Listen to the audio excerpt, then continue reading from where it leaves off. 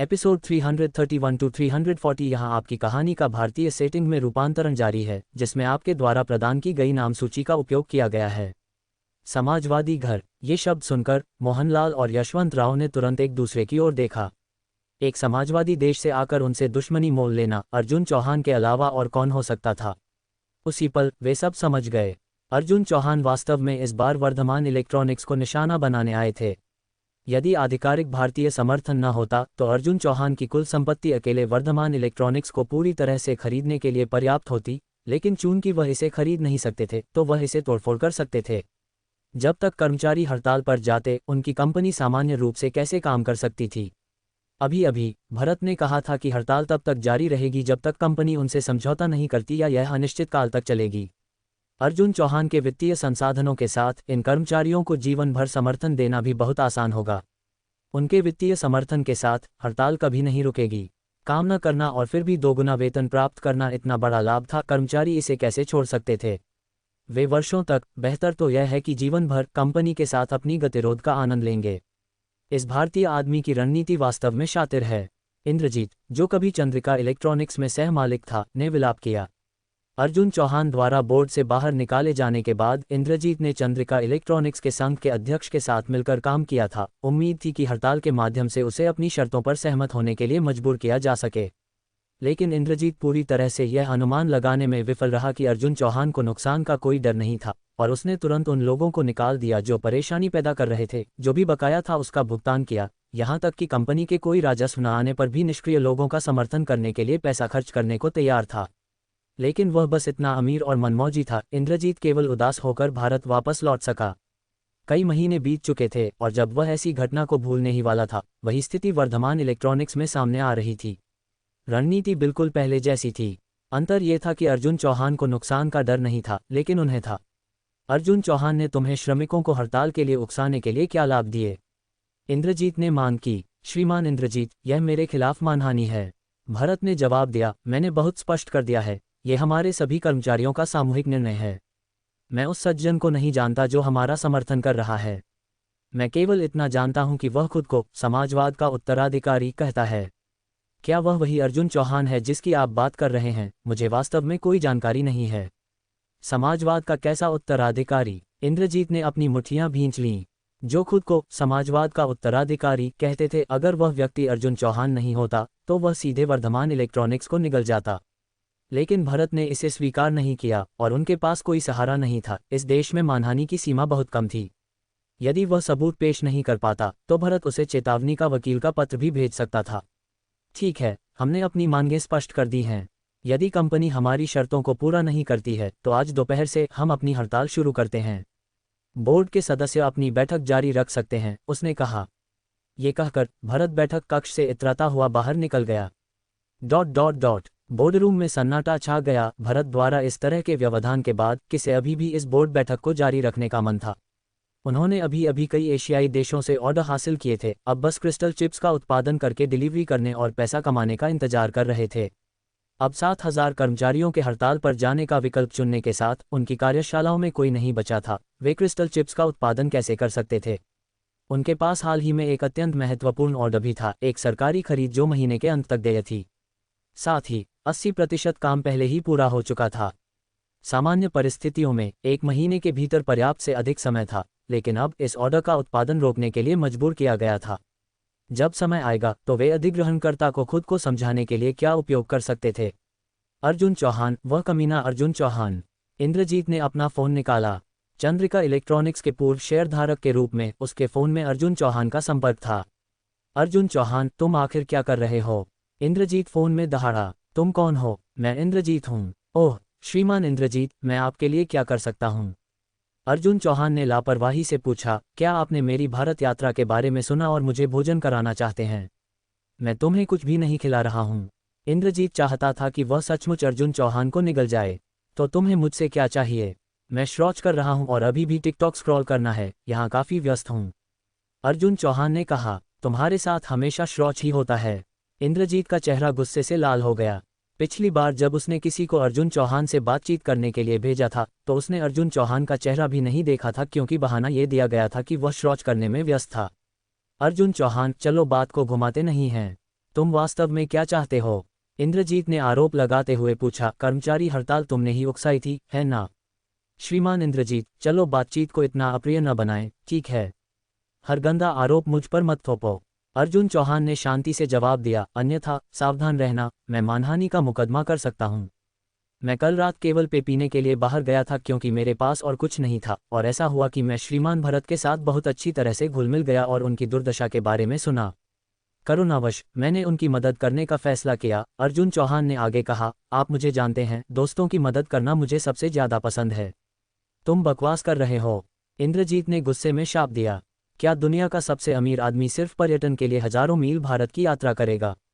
क्या ये सिर्फ एक संयोग है कि वह तकनीकापुर आया और गलती से भरत से मिल गया और उसके साथ बहुत अच्छी तरह से घुल मिल गया? कोई भी ऐसी कहानी पर विश्वास नहीं करेगा। लेकिन अर्जुन चौहान के सब कुछ नकारने के साथ इंद्रजीत क्या कर सकता था? मैं कह रहा हूं, तुम वर्धमान इलेक्ट्रॉनिक्स में इतनी बड़ी कंपनी के साथ थोड़ा सा भी वेतन नहीं दे सकते, मुझे तुम्हारे लिए शर्म आती है। अर्जुन चौहान, उन कंपनी कर्मचारियों की अकथनीय वेतन वृद्धि, तुम उसमें भी शामिल हो, है ना? इंद्रजीत अचानक बहुत चालाक हो गया। उन कंपनियों द्वारा दिए जा रहे वेतन स्पष्ट रूप से उनकी क्षमता से अधिक थे। उन्हें इतना पैसा कहाँ से मिलेगा? यह अर्जुन चौहान ही आपूर्ति कर रहा होगा। ये सही है, मैंने उन 500 से अधिक कंपनियों को कुल 20 अरब अमेरिकी डॉलर दिए, लेकिन तुम्हारे पास कोई सबूत नहीं है। अर्जुन चौहान ने चिढ़ाने वाले लहजे में कहा, अरबों अमेरिकी डॉलर इस तरह की चीज पर खर्च करने से तुम्हें क्या फायदा होता है? इंद्रजीत ने पूछा। मुझे कोई फायदा नहीं होता, अर्जुन चौहान ने बेपरवाही से कहा, बस कुछ अरब अमेरिकी डॉलर, मुझे उस पैसे की परवाह नहीं है, लेकिन अगर ये तुम्हें नाखुश करता है तो यह मेरे लिए अच्छी तरह से खर्च किया गया पैसा है। क्या तुम्हें डर नहीं है कि मैं बाजार को नष्ट करने के लिए तुम पर मुकदमा करूंगा? आगे बढ़ो। अर्जुन चौहान हंसे। मैंने कभी ऐसा कोई नियम नहीं सुना जिसमें कहा गया हो कि आप कर्मचारियों को अधिक वेतन नहीं दे सकते। मैंने केवल न्यूनतम मजदूरी मानकों के बारे में सुना है, लेकिन अधिकतम मजदूरी की कोई सीमा नहीं है। तुम भुगतान करने के लिए बहुत गरीब हो और तुम दूसरों को ऐसा करने की अनुमति नहीं देते। इंद्रजीत के दांत इतनी जोर से किटकिटा रहे थे और उसकी सांसें बहुत भारी हो गईं, ये दर्शाता है कि वह कितना क्रोधित था। अर्जुन चौहान, तुम मौत को दावत दे रहे हो। भूलो मत, ये भारत है, चीन नहीं। इंद्रजीत का अत्यधिक गुस्सा उसे लगभग अपना होश खोने पर मजबूर कर गया। ओह, मैं बहुत डर गया। अगर तुम इसे बर्दाश्त नहीं कर सकते तो आओ और मुझे मार डालो। अर्जुन चौहान ने उपहास करते हुए जवाब दिया। ओह, वैसे मैंने ये कॉल रिकॉर्ड करना शुरू कर दिया है और तुमने अभी जो भी कहा है वह अदालत में सबूत के तौर पर काम करेगा।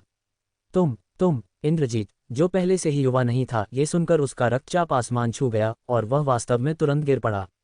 श्रीमान इंद्रजीत, एम्बुलेंस बुलाओ, जल्दी। यहाँ आपकी कहानी का भारतीय सेटिंग में रूपांतरण जारी है, जिसमें आपके द्वारा प्रदान की गई नाम सूची का उपयोग किया गया है। समाजवादी घर। ये शब्द सुनकर मोहनलाल और यशवंत राव ने तुरंत एक दूसरे की ओर देखा। एक समाजवादी देश से आकर उनसे दुश्मनी मोल लेना अर्जुन चौहान के अलावा और कौन हो सकता था? उसी पल वे सब समझ गए। अर्जुन चौहान वास्तव में इस बार वर्धमान इलेक्ट्रॉनिक्स को निशाना बनाने आए थे। यदि आधिकारिक भारतीय समर्थन न होता तो अर्जुन चौहान की कुल संपत्ति अकेले वर्धमान इलेक्ट्रॉनिक्स को पूरी तरह से खरीदने के लिए पर्याप्त होती, लेकिन चूंकि वह इसे खरीद नहीं सकते थे तो वह इसे तोड़फोड़ कर सकते थे। जब तक कर्मचारी हड़ताल पर जाते, उनकी कंपनी सामान्य रूप से कैसे काम कर सकती थी? अभी अभी भरत ने कहा था कि हड़ताल तब तक जारी रहेगी जब तक कंपनी उनसे समझौता नहीं करती या यह अनिश्चित काल तक चलेगी। अर्जुन चौहान के वित्तीय संसाधनों के साथ इन कर्मचारियों को जीवन भर समर्थन देना भी बहुत आसान होगा। उनके वित्तीय समर्थन के साथ हड़ताल कभी नहीं रुकेगी। काम न करना और फिर भी दोगुना वेतन प्राप्त करना इतना बड़ा लाभ था, कर्मचारी इसे कैसे छोड़ सकते थे? वे वर्षों तक, बेहतर तो यह है कि जीवन भर, कंपनी के साथ अपनी गतिरोध का आनंद लेंगे। इस भारतीय आदमी की रणनीति वास्तव में शातिर है। इंद्रजीत, जो कभी चंद्रिका इलेक्ट्रॉनिक्स में सह मालिक था, ने विलाप किया। अर्जुन चौहान द्वारा बोर्ड से बाहर निकाले जाने के बाद इंद्रजीत ने चंद्रिका इलेक्ट्रॉनिक्स के संघ के अध्यक्ष के साथ मिलकर काम किया था। उम्मीद थी कि हड़ताल के माध्यम से उसे अपनी शर्तों पर सहमत होने के लिए मजबूर किया जा सके। लेकिन इंद्रजीत पूरी तरह से यह अनुमान लगाने में विफल रहा कि अर्जुन चौहान को नुकसान का कोई डर नहीं था, और उसने तुरंत उन लोगों को निकाल दिया जो परेशानी पैदा कर रहे थे। जो भी बकाया था उसका भुगतान किया, यहाँ तक कि कंपनी के कोई राजस्व न आने पर भी निष्क्रिय लोगों का समर्थन करने के लिए पैसा खर्च करने को तैयार था। लेकिन वह बस इतना अमीर और मनमौजी था। इंद्रजीत केवल उदास होकर भारत वापस लौट सका। कई महीने बीत चुके थे और जब वह ऐसी घटना को भूलने ही वाला था, वही स्थिति वर्धमान इलेक्ट्रॉनिक्स में सामने आ रही थी। रणनीति बिल्कुल पहले जैसी थी। अंतर ये था कि अर्जुन चौहान को नुकसान का डर नहीं था, लेकिन उन्हें था। अर्जुन चौहान ने तुम्हें श्रमिकों को हड़ताल के लिए उकसाने के लिए क्या लाभ दिए? इंद्रजीत ने मांग की। श्रीमान इंद्रजीत, यह मेरे खिलाफ मानहानि है। भरत ने जवाब दिया, मैंने बहुत स्पष्ट कर दिया है, ये हमारे सभी कर्मचारियों का सामूहिक निर्णय है। मैं उस सज्जन को नहीं जानता जो हमारा समर्थन कर रहा है।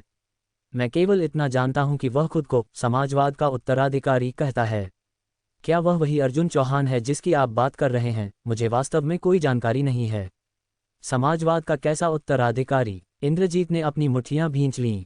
जो खुद को समाजवाद का उत्तराधिकारी कहते थे, अगर वह व्यक्ति अर्जुन चौहान नहीं होता तो वह सीधे वर्धमान इलेक्ट्रॉनिक्स को निगल जाता। लेकिन भरत ने इसे स्वीकार नहीं किया और उनके पास कोई सहारा नहीं था। इस देश में मानहानि की सीमा बहुत कम थी। यदि वह सबूत पेश नहीं कर पाता तो भरत उसे चेतावनी का वकील का पत्र भी भेज सकता था। ठीक है, हमने अपनी मांगें स्पष्ट कर दी हैं। यदि कंपनी हमारी शर्तों को पूरा नहीं करती है तो आज दोपहर से हम अपनी हड़ताल शुरू करते हैं। बोर्ड के सदस्य अपनी बैठक जारी रख सकते हैं, उसने कहा। ये कहकर भरत बैठक कक्ष से इतराता हुआ बाहर निकल गया। ... बोर्ड रूम में सन्नाटा छा गया। भरत द्वारा इस तरह के व्यवधान के बाद किसे अभी भी इस बोर्ड बैठक को जारी रखने का मन था।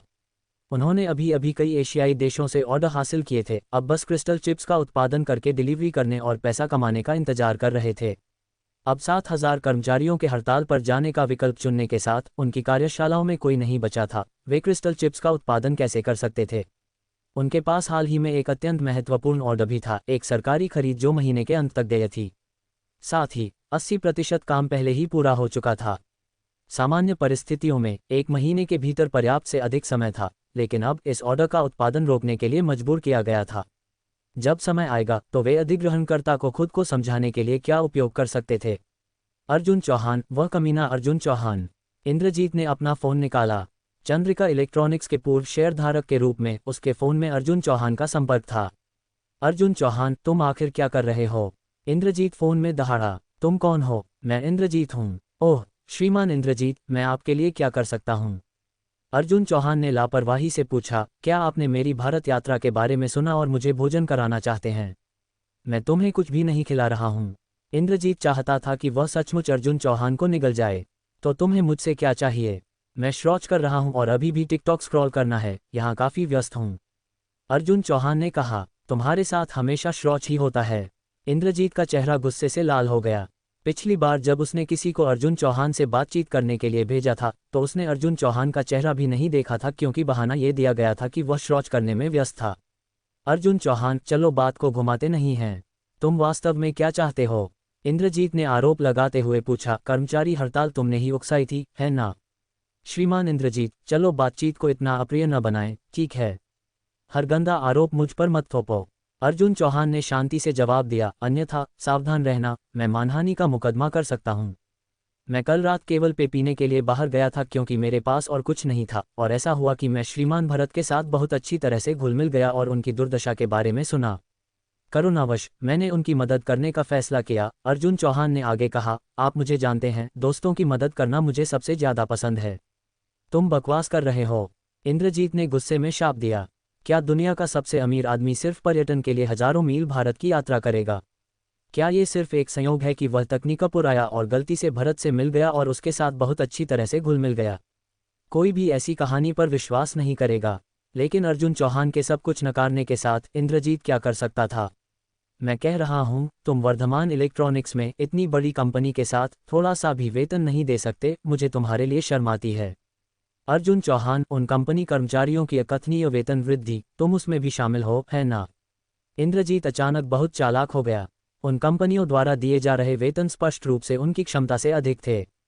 उन्हें इतना पैसा कहाँ से मिलेगा? यह अर्जुन चौहान ही आपूर्ति कर रहा होगा। ये सही है, मैंने उन 500 से अधिक कंपनियों को कुल 20 अरब अमेरिकी डॉलर दिए, लेकिन तुम्हारे पास कोई सबूत नहीं है। अर्जुन चौहान ने चिढ़ाने वाले लहजे में कहा, अरबों अमेरिकी डॉलर इस तरह की चीज़ पर खर्च करने से तुम्हें क्या फ़ायदा होता है? इंद्रजीत ने पूछा। मुझे कोई फ़ायदा नहीं होता।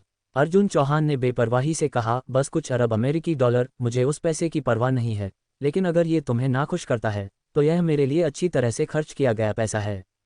क्या तुम्हें डर नहीं है कि मैं बाजार को नष्ट करने के लिए तुम पर मुकदमा करूंगा? आगे बढ़ो। अर्जुन चौहान हंसे। मैंने कभी ऐसा कोई नियम नहीं सुना जिसमें कहा गया हो कि आप कर्मचारियों को अधिक वेतन नहीं दे सकते। मैंने केवल न्यूनतम मजदूरी मानकों के बारे में सुना है, लेकिन अधिकतम मजदूरी की कोई सीमा नहीं है। तुम भुगतान करने के लिए बहुत गरीब हो और तुम दूसरों को ऐसा करने की अनुमति नहीं देते। इंद्रजीत के दांत इतनी जोर से किटकिटा रहे थे और उसकी सांसें बहुत भारी हो गईं, ये दर्शाता है कि वह कितना क्रोधित था। अर्जुन चौहान, तुम मौत को दावत दे रहे हो। भूलो मत, ये भारत है, चीन नहीं। इंद्रजीत का अत्यधिक गुस्सा उसे लगभग अपना होश खोने पर मजबूर कर गया। ओह, मैं बहुत डर गया। अगर तुम इसे बर्दाश्त नहीं कर सकते तो आओ और मुझे मार डालो।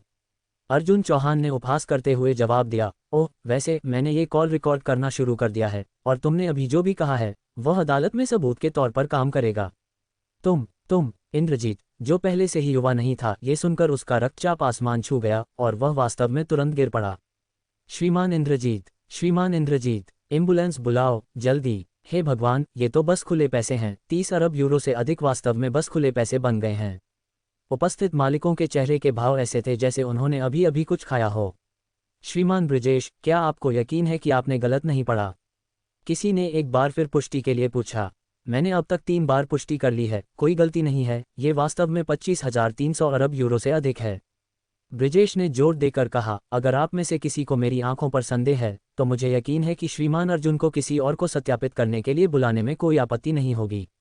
बस सुरक्षित रहने के लिए मैं खुद इसकी पुष्टि करूंगा। अर्जुन चौहान ने अपने कंधे उचकाए। कृपया आगे बढ़ो। हे भगवान, ये सचमुच। हालांकि उसने खुद को मानसिक रूप से तैयार कर लिया था, फिर भी वह संख्याओं की श्रृंखला देखकर हाँफने लगा। ये केवल वह राशि है जो मेरे पास स्विस बैंक में है, अर्जुन चौहान ने कहा। यदि आपने मेरी प्रोफाइल की समीक्षा की है तो आपको अच्छी तरह से पता होना चाहिए कि स्वर्णभूमि देश में, केवल स्वर्णभूमि बैंक में ही मेरे पास कई 100 मिलियन ट्रिलियन स्वर्णभूमि मुद्रा है। केवल ये राशि ही, मेरा मानना है, आप सभी की कंपनियों को खरीदने के लिए पर्याप्त से अधिक है। आश्चर्य और प्रशंसा के अलावा इन मालिकों के दिलों ने लगभग कुछ और करने की क्षमता खो दी थी। अब क्या आप में से किसी को अभी भी जुर्माना शुल्क का भुगतान करने की मेरी क्षमता पर संदेह है? अर्जुन चौहान की नज़र सभी के चेहरों पर घूम गई, लेकिन किसी ने भी अब उसकी आंखों से आंखें मिलाने की हिम्मत नहीं की। 25,000 अरब यूरो से अधिक की नकद जमा, ये कुछ ऐसा है जो आमतौर पर केवल एक देश ही उत्पन्न कर सकता है ना? अगर उन्होंने इसे अपनी आंखों से नहीं देखा होता तो वे निश्चित रूप से सोचते कि यह एक झांसा था। श्रीमान अर्जुन, हम आप पर विश्वास करते हैं। सुबर्क इलेक्ट्रॉनिक्स हमारे अनुबंध को जारी रखने को तैयार है। मैं केबल मशीनरी से भी तैयार हूँ। इस क्षण वर्धमान इलेक्ट्रॉनिक्स का जीवन और मृत्यु उनसे तुरंत असंबंधित हो गया। वे तो ये भी उम्मीद कर रहे थे कि वर्धमान इलेक्ट्रॉनिक्स सीधे दिवालिया हो जाए ताकि वे अर्जुन चौहान के साथ एक दीर्घकालिक सहकारी संबंध बनाए रख सकें। आर्यन, मालिकों के साथ अनुबंध पर हस्ताक्षर करो, अर्जुन चौहान ने निर्देश दिया। हाँ श्रीमान अर्जुन। हालांकि आर्यन को इतने बड़े वित्तीय नुकसान पर दिल का दर्द महसूस हुआ, उसने अर्जुन चौहान के फैसलों का बिना शर्त 100% समर्थन किया। लेकिन वह अब अचानक अपने मन में सोच रहा था, उसके पिता और दादा वास्तव में उससे अर्जुन चौहान का अनुसरण करके क्या सीखने की उम्मीद कर रहे थे। ये बिल्कुल भी वैसा नहीं था जैसा उसने व्यापारिक समुद्रों में तूफान मचाने की कल्पना की थी। श्रीमान यशवंत राव, आपके पास वास्तव में भविष्य की दूरदर्शिता है। वे उद्यमी पहले ही बोना कम्युनिकेशंस में जा चुके हैं, जो सिंघानिया परिवार की संपत्ति है। पिछले 2 दिनों की खबरों के अनुसार पर्दे के पीछे से चीजों में हेरफेर करने वाला निस्संदेह अर्जुन चौहान ही होगा। यशवंत राव द्वारा स्थिति का सर्वेक्षण करने के लिए भेजे गए एक कर्मचारी ने यशवंत राव के कार्यालय में वापस रिपोर्ट किया। मैं देखना चाहूंगा कि यह अर्जुन चौहान और क्या कर सकता है। पिछले 2 दिनों में पहली बार मोहनलाल ने एक मुस्कान दिखाई, लेकिन ऐसा करके क्या हम सिंघानिया परिवार का विरोध नहीं करेंगे? सिंघानिया परिवार का क्या, भले ही वे भारत का सबसे बड़ा परिवार हो, वे सिर्फ एक व्यावसायिक परिवार हैं। हमारे वर्धमान इलेक्ट्रॉनिक्स के पीछे सरकारी समर्थन है, निश्चित रूप से वे हमें कुछ भी करने की हिम्मत नहीं करेंगे, यशवंत राव ने पूरे आत्मविश्वास के साथ कहा। लेकिन श्रीमान यशवंत राव, हमारी कंपनी के कर्मचारियों ने आज ही हड़ताल शुरू कर दी है। मैंने संख्याओं की गिनती की और 7,125 लोग हड़ताल पर हैं। सभी उत्पादन लाइनें पूरी तरह से रुक गई हैं। कोई बात नहीं, मेरा अनुमान है कि कल के बाद उन कंपनियों से खबर आएगी कि मजदूरी सामान्य स्तर पर बहाल कर दी जाएगी।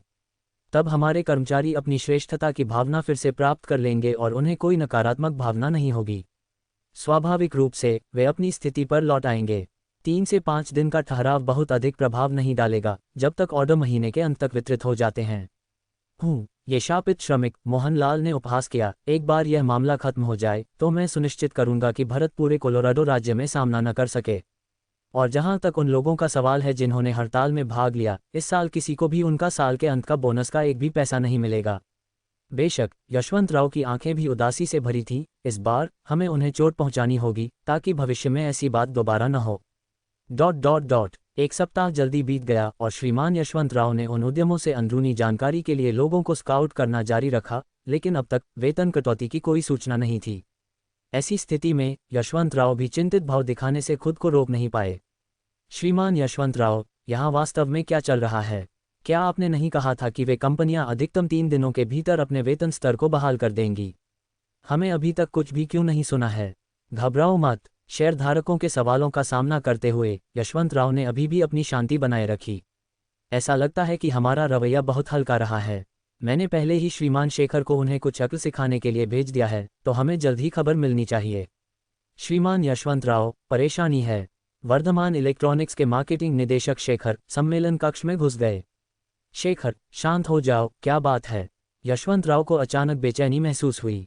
आपके निर्देशों के अनुसार मैंने अनुबंध समाप्ति की धमकी के साथ कई कंपनियों से संपर्क किया ताकि उन्हें मजदूरी मानकों को जल्दी बहाल करने के लिए दबाव डाला जा सके, लेकिन उनका रवैया एक सप्ताह पहले से पूरी तरह से अलग था। उन्होंने कहा कि अगर अनुबंध समाप्त करने की बात है तो ऐसा नहीं है कि वे हमारे वर्धमान इलेक्ट्रॉनिक्स के बिना जीवित नहीं रह सकते। क्या उनका रवैया सचमुच ऐसा है? सभी शेयरधारक अचानक खड़े हो गए। हाँ, वे बहुत दृढ़ हैं, जैसे उन्होंने पहले ही एक नई आपूर्ति श्रृंखला ढूंढ ली हो। असंभव। इस तकनीकपुर में हमारे वर्धमान इलेक्ट्रॉनिक्स के अलावा कौन उन्हें इतने बड़े ऑर्डर दे सकता है? श्रीमान यशवंत राव, मैंने कुछ अफवाहें सुनी हैं, लेकिन मुझे यकीन नहीं है कि वे सच हैं, शेखर ने हिचकिचाते हुए कहा। क्या अफवाहें? मैंने सुना है कि सुबर्क इलेक्ट्रॉनिक्स के श्रीमान ब्रिजेश ने हाल ही में एक बहुत बड़ा ऑर्डर हासिल किया है, जो हमारे पिछले अनुबंध के समान आकार का है लेकिन हमारी कीमतों से 50% अधिक है। उन्होंने पहले ही कच्चे माल की खरीद शुरू कर दी है। क्या हमारी कीमतों से 50% अधिक? हमारा कुल लाभ मार्जिन सिर्फ 50% है। क्या वह आदमी पागल है? धड़ाम। यशवंत राव को अचानक कुछ याद आया। नहीं, वह आदमी पागल नहीं हो सकता, यह अर्जुन चौहान ही हो सकता है। दुनिया की अग्रणी इलेक्ट्रॉनिक्स प्रौद्योगिकी कंपनियों में से एक के रूप में वर्धमान इलेक्ट्रॉनिक्स के मुख्यालय में एक सप्ताह तक चली श्रमिकों की हड़ताल ने जल्दी ही मीडिया का ध्यान आकर्षित किया, जिसमें दर्जनों पत्रकार तकनीकपुर के छोटे शहर में खबर लेने के लिए उमड़ पड़े। हड़ताल के नेता के रूप में भरत स्वाभाविक रूप से मीडिया के ध्यान का केंद्र बन गया, और आश्चर्यजनक रूप से भरत, जो तूफान के केंद्र में फंसा था, ने मीडिया के साथ एक साक्षात्कार के लिए सहमति व्यक्त की। श्रीमान भरत, क्या ये सच है कि आपने वर्धमान इलेक्ट्रॉनिक्स के कर्मचारियों को हड़ताल के लिए प्रेरित किया? श्रीमान भरत, हमें वर्धमान इलेक्ट्रॉनिक्स के वरिष्ठ प्रबंधन द्वारा बताया गया है कि आपने बहुत सारी अनुचित मांगें की हैं। क्या ये सच है? श्रीमान भरत, अंदरूनी सूत्रों के अनुसार आपको कुछ व्यक्तियों द्वारा आपके द्वारा किए गए कार्यों को करने के लिए उकसाया गया था। आप उस रहस्योद्घाटन पर कैसे प्रतिक्रिया देते हैं? जब भरत पत्रकारों के सामने आया तो दर्जनों माइक्रोफोन उसे दिए गए और प्रत्येक प्रश्न तीखे ढंग से पूछा गया। खांसी, कृपया सभी शांत हो जाएं। आज चूंकि मैंने आपका साक्षात्कार लेने का फैसला किया है, मैं निश्चित रूप से आपके सभी सवालों का जवाब दूंगा। जल्दी करने की कोई जरूरत नहीं है। पत्रकार तुरंत शांत हो गए और भरत के जवाबों को ध्यान से सुनने लगे। सबसे पहले, ये बयान कि मैंने इस हड़ताल का नेतृत्व किया पूरी तरह से सटीक नहीं है। हालांकि मैं एक नेता हूं, मुझे हड़ताल में शामिल सभी कर्मचारियों द्वारा कंपनी के साथ बातचीत करने के लिए चुना गया था। मैं कर्मचारियों के सबसे व्यापक आधार के मौलिक हितों का प्रतिनिधित्व करता हूं, न कि अपनी स्वार्थी इच्छाओं का। अगला, हमारी मांगें पूरी तरह से उचित हैं। आप, प्रेस के मेरे दोस्तों, इसकी जांच कर सकते हैं। अर्धचालक और संचार उद्योगों में एक अग्रणी उद्यम होने के बावजूद वर्धमान इलेक्ट्रॉनिक्स में हमारा वेतन अभी भी इस तकनीकपुर में औसत स्तर के 60% तक भी नहीं पहुंच रहा है। यदि हमारा वेतन नहीं बढ़ता है तो हम भूख से मर सकते हैं। जहां तक अंतिम बिंदु का सवाल है, वह मेरे खिलाफ मानहानि और झूठा आरोप है, भरत ने धार्मिक आक्रोश के साथ कहा। हमने अपनी हड़ताल के लिए कभी किसी से निर्देश नहीं लिया, हम इसे कविता और दूर की भूमि के लिए करते हैं। धिक्कार है। बहुत खूब। भरत का सीधा साक्षात्कार देखते हुए अर्जुन चौहान ने अनुमोदन में ताली बजाई। ऐसी वाक्पटुता उस टूटी हुई फैक्ट्री में इंजीनियर के रूप में काम करते हुए बर्बाद हो रही है। मैं सुझाव देता हूं कि दिल्ली विश्वविद्यालय का हिंदी विभाग उसे सीधे प्रोफेसर के रूप में नियुक्त करे। यहां आपकी कहानी का भारतीय सेटिंग में रूपांतरण जारी है, जिसमें आपके द्वारा प्रदान की गई नाम सूची का उपयोग किया गया है। संचार उद्योग में अग्रणी वर्धमान इलेक्ट्रॉनिक्स की बड़े पैमाने पर हड़ताल ने तुरंत पूरी दुनिया का ध्यान खींचा। मीडिया की तस्वीरों और वीडियो के माध्यम से श्रमिकों को खुशी के समय में अपने घर पर आनंद लेते हुए देखा गया, और जब वे असंतुष्ट होते तो वे एक साथ समूह बनाते, झंडे लहराते और मेगाफोन चलाते हुए कारखाने के चारों ओर घूमते। सामान्य तौर पर कारखाने में रहने वाले श्रमिक मशीनों के सामने कड़ी मेहनत करते थे, लेकिन अब कंपनी के वेतन बढ़ाने से इनकार के विरोध में उन्होंने कारखाने में पोकर और बियर के साथ खुशियां मनाना शुरू कर दिया, जिससे कभी हलचल भरी और गरिमापूर्ण कंपनी एक ऐसी कंपनी में बदल गई जिसने अपना सामान्य माहौल खो दिया था। इस साल की शुरुआत में जैसे ही अर्थव्यवस्था में सुधार के कुछ संकेत दिखे, कई व्यवसायों ने वर्धमान इलेक्ट्रॉनिक्स से चिप्स के लिए बड़े पैमाने पर ऑर्डर दिए, जिनकी मात्रा पिछले साल से दोगुनी हो गई, जिसमें दसियों अरब अमेरिकी डॉलर के ऑर्डर शामिल थे। लेकिन ये खबर सुनकर निगम तुरंत बेचैन हो गए। 7,000 श्रमिकों की हड़ताल और कारखाने के वीरान होने के साथ उनके ऑर्डर का क्या होगा? कुछ ही दिनों में वर्धमान इलेक्ट्रॉनिक्स के कार्यकारी कार्यालय ग्राहकों से अपने ऑर्डर के लिए दबाव डालते हुए, कुछ अनुबंध रद्द करने की मांग करते हुए, अन्य मुआवजे की मांग करते हुए व्यस्त हो गए, जिससे शेयरधारक कई दिनों तक दिखाई देने से डर गए। यदि वर्धमान इलेक्ट्रॉनिक्स के पास कुछ राज्य समर्थित संपत्ति न होती तो उन व्यावसायिक भागीदारों का रवैया शायद और भी उग्र हो जाता। जो आश्चर्यजनक था वह यह था कि तकनीकपुर में अन्य व्यवसाय अभी भी फल फूल रहे थे, कई तो उत्पादन का विस्तार भी कर रहे थे और आक्रामक रूप से कच्चे माल खरीद रहे थे, क्योंकि श्रमिक अब 2 गुना वेतन प्राप्त कर रहे थे, असाधारण जोश के साथ काम कर रहे थे। वर्धमान इलेक्ट्रॉनिक्स की ऐसी स्थिति में ये कंपनियां जो वर्धमान इलेक्ट्रॉनिक्स पर जीवित रहने के लिए निर्भर थीं, वे घबराहट क्यों नहीं दिखा रही थीं? इसने पत्रकारों को हैरान कर दिया। ये खबर तेजी से भारत में फैल गई और वर्धमान इलेक्ट्रॉनिक्स की गंभीर स्थिति के बारे में कंपनी में स्टॉक खरीदने वालों के अलावा किसी ने भी सहानुभूति व्यक्त नहीं की। ये वर्धमान इलेक्ट्रॉनिक्स ही था जिसने भारत के खिलाफ चिप प्रतिबंध शुरू किए थे। भारत के नेटिजन्स किसी को नीचे गिराने का अवसर कैसे छोड़ सकते थे? क्या तुम सब इतने अहंकारी नहीं थे? क्या तुम हमारे देश के चिप उद्योग को अवरुद्ध नहीं करना चाहते थे? अब तुम वेतन भी नहीं दे सकते। भरत नाम का वह संघ अध्यक्ष वास्तव में मनोरंजक है, कविता और दूर की भूमि का भी जिक्र कर रहा है। मुझे संदेह है कि उसके पीछे कोई भारतीय व्यक्ति उसके भाषण लिख रहा है। वेतन वृद्धि न मिलने पर भूखे मरने की शिकायत कर रहे हैं। क्या ये थोड़ा ज़्यादा वर्षाए नहीं है? उनका औसत वेतन स्तर लगभग 30,000 भारतीय मुद्रा के बराबर है। मुझे हमेशा ऐसा लगता है कि कोई पर्दे के पीछे से तार खींच रहा है। अगर उसे निर्देशित नहीं किया जा रहा है तो मैं खुद को 5 टन गोबर खाते हुए लाइव स्ट्रीम करूंगा।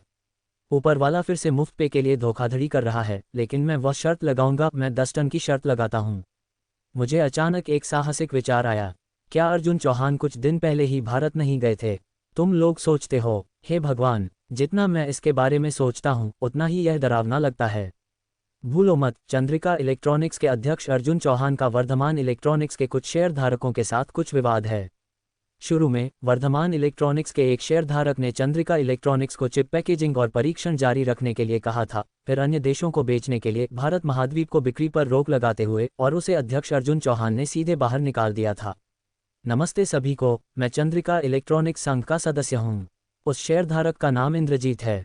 उसने एक बार हमारे संघ अध्यक्ष को अध्यक्ष अर्जुन चौहान को धमकी के रूप में हड़ताल करने के लिए रिश्वत भी दी थी, जिसने तब उसे निकाल दिया था। अर्जुन चौहान की भारत यात्रा पहले से ही एक बहुत संवेदनशील मामला था। कई आंखें उसे देख रही थीं और कुछ को ये भी पता चला कि वह हाल ही में कोलोराडो राज्य में दिखाई दिया था, जहां वर्धमान इलेक्ट्रॉनिक्स तकनीकपुर नामक स्थान पर स्थित है।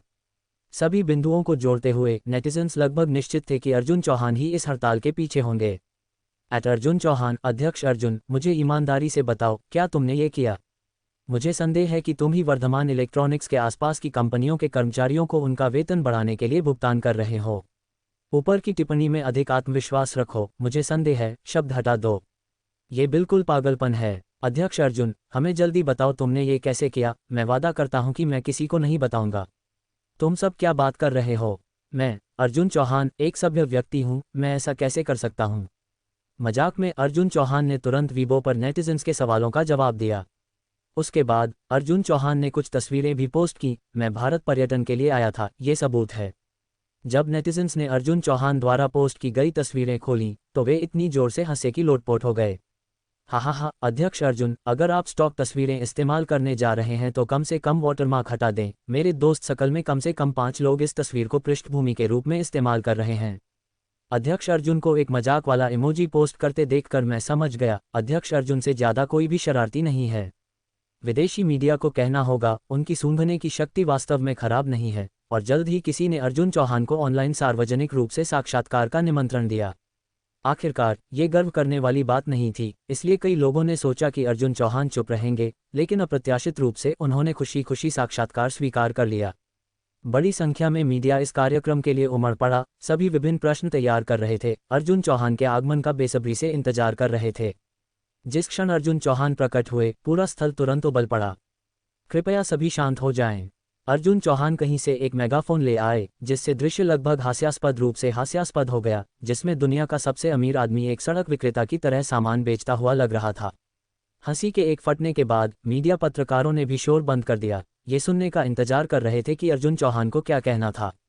मैंने ये प्रेस कॉन्फ्रेंस मुख्य रूप से हाल की घटनाओं को स्पष्ट करने के लिए बुलाई है, अर्जुन चौहान ने एक एक शब्द करके कहा। हाल ही में अफवाहें थीं कि वर्धमान इलेक्ट्रॉनिक्स के लिए हड़ताल कोष मेरे द्वारा प्रदान किया गया था, और मैं यहाँ ये स्पष्ट करने के लिए हूँ कि यह कोई अफवाह नहीं है। वाह! जैसे ही उसने बोलना समाप्त किया, मौके पर मौजूद मीडिया से आश्चर्य की लहर दौड़ गई। अर्जुन चौहान ने वास्तव में ऐसी सार्वजनिक घटना में इसे स्वीकार कर लिया। श्रीमान अर्जुन, आपने ऐसा क्यों किया? क्या ये वास्तव में वैसा ही है जैसा वर्धमान इलेक्ट्रॉनिक्स के अधिकारियों ने कहा कि आपने यह वर्धमान इलेक्ट्रॉनिक्स के भारत के खिलाफ चिप नाकाबंदी के प्रतिशोध में किया? नहीं नहीं नहीं, मुझे उनकी घटिया चिप्स की भी परवाह नहीं है, मैं उन्हें मुफ्त में भी नहीं चाहूँगा, अर्जुन चौहान ने कहा। मैंने ये न्याय के प्रकाश को बनाए रखने के लिए किया। एक शाम में बोर हो रहा था और एक बार में पी रहा था जब मैंने अचानक श्रीमान भरत और दोस्तों को वेतन पर चर्चा करते सुना। मैं मौके पर ही भड़क गया। क्या वर्धमान इलेक्ट्रॉनिक्स लोगों के साथ ऐसा व्यवहार करता है? तुम्हारे लिए कड़ी मेहनत करते हैं और फिर भी तुम उन्हें आसपास के अन्य श्रमिकों से कम भुगतान करते हो। वे अपने अधिकारों को बनाए रखना चाहते थे, लेकिन डरते थे कि यदि वे हड़ताल पर जाते हैं तो वे अपनी आजीविका खो देंगे। मैंने सोचा, महान शक्ति के साथ महान जिम्मेदारी आती है, मैं अपने आसपास ऐसी अन्याय को सिर्फ देख नहीं सकता, मुझे कुछ करना चाहिए। तो मैंने इस धर्मी लड़ाई में वर्धमान इलेक्ट्रॉनिक्स के श्रमिकों का समर्थन करने के लिए उदारतापूर्वक दान दिया। वह बकवास कर रहा है। सीधा साक्षात्कार देखते हुए मोहनलाल और अन्य तुरंत क्रोधित हो गए। अर्जुन चौहान वाकपटुता के साथ सच्चाई को तोड़ मरोड़ कर पेश कर रहा था, खुले तौर पर बदला ले रहा था, फिर भी खुद को न्याय का रक्षक बता रहा था। श्रीमान अर्जुन, भारत में अनगिनत अन्याय होते हैं और आपने केवल वर्धमान इलेक्ट्रॉनिक्स के श्रमिकों की हड़ताल का समर्थन किया। आपके शब्द शायद ही विश्वसनीय हैं। यह एक शानदार सवाल है।